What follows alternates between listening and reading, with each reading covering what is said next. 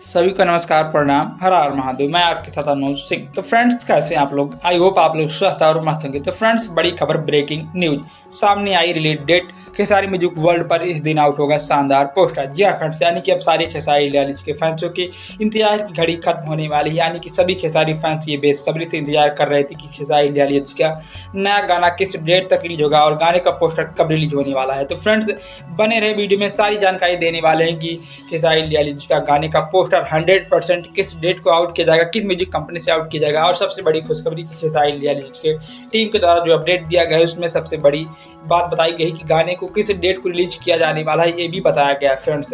तो और खेसारी लाल जी की हर एक अपडेट पाने के लिए चैनल को सब्सक्राइब करके नोटिफिकेशन ऑन कर लीजिए फ्रेंड्स। तो चलिए करते हैं वीडियो स्टार्ट। तो फ्रेंड्स, आप लोगों को बता देती कि खेसारी लाल यादव जी का जो एग्रीमेंट वाला लफड़ा चल रहा है उसके कारण सिर्फ खेसारी लाल यादव अपने पर्सनल चैनल यानी कि खेसारी म्यूजिक वर्ल्ड पर गाना रिलीज कर सकते हैं फ्रेंड्स। यानी कि अभी जो मेरे हिसाब से अपडेट है फ्रेंड्स, उसके हिसाब से आप लोग के बीच जितने भी गाने बैक टू बैक रिलीज होने वाले हैं सब खेसारी म्यूजिक वर्ल्ड पर रिलीज करने वाले हैं फ्रेंड्स, खेसारी लाल यादव।